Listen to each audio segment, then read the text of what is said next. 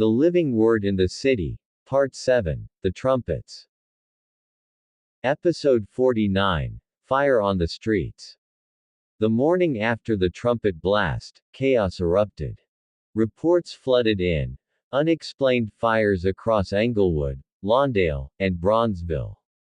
Entire blocks of abandoned buildings went up in flames. Firefighters worked frantically, but new blazes kept sparking without cause. Alicia stood on 63rd Street as glowing embers rained from the sky like sparks. She whispered, "A third of the earth was burned up."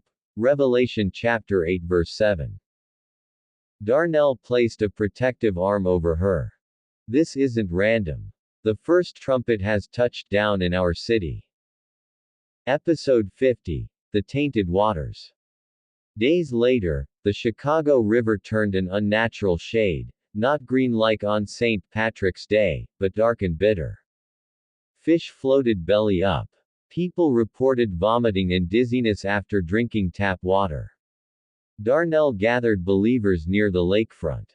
He read, "The star-called wormwood fell on the rivers.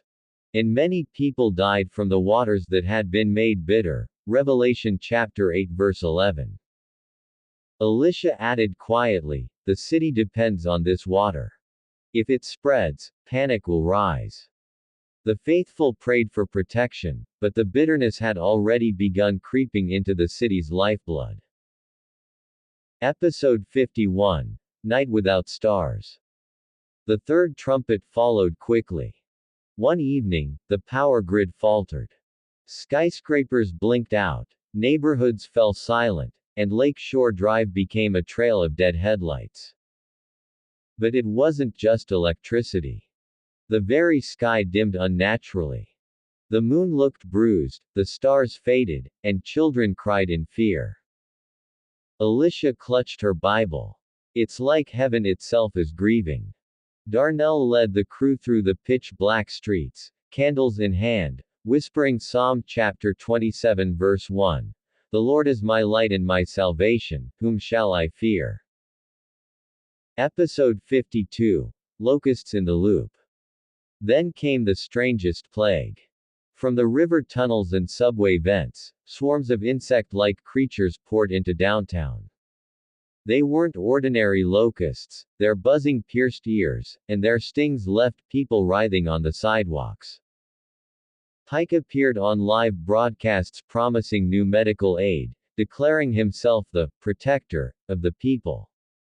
Yet, only those sealed in prayer, walking with Christ, seemed untouched. Alicia watched as an untouched believer walked calmly through the swarm. The word itself is shielding them, she realized. Darnell nodded. Now faith is the only antidote. Episode 53, The Release at the River. Whispers spread of strange rituals beneath the bridges. Rumors claimed Pike's followers had loosed something from the waters. One night, a low roar rose from the Chicago River, shaking the banks.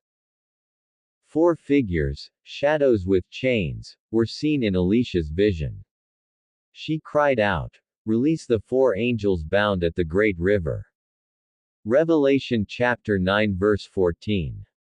Darnell grabbed her hand. "We're living in the prophecy, Alicia. And Chicago is the battlefield." The episode ended with gunfire breaking out along Lower Wacker Drive, as if violence itself had been unchained.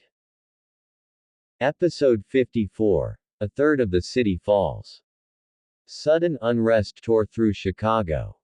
Riots sparked over food shortages, looting spread across the Magnificent Mile, and entire neighborhoods turned into war zones overnight. The news reported mass casualties, a third of the city paralyzed in chaos. Pike called for martial law, and tanks rolled down Michigan Avenue. In a candlelit basement, Darnell prayed with trembling hands. "Lord, you warned us. A third must fall. But keep your remnant standing." The faithful knew, this was not just politics or policy. This was judgment. Episode 55, Voices from Heaven. As Pike tightened his grip, An unexplainable phenomenon hit the city, voices like thunder echoing in the skies. Some heard warnings, others promises. Believers wept, overwhelmed by the nearness of God. Alicia fell on her knees in Humboldt Park, hands lifted. He's calling his people out of the system. Darnell looked toward the skyline, now littered with Pike's banners. The war isn't just against the city. It's against the throne of God. The faithful began preparing, not for escape, but endurance. Episode 56. The Silence Before the Storm. Then, suddenly, it stopped. No fires, no riots, no locusts. For half an hour, the city grew unnervingly quiet.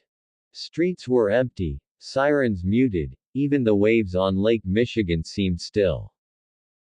Believers felt the weight of Revelation chapter 8 verse 1. There was silence in heaven for about half an hour. Darnell gathered the crew in a dark Church of Christ basement. This isn't peace, he warned. This is the breath before the next strike.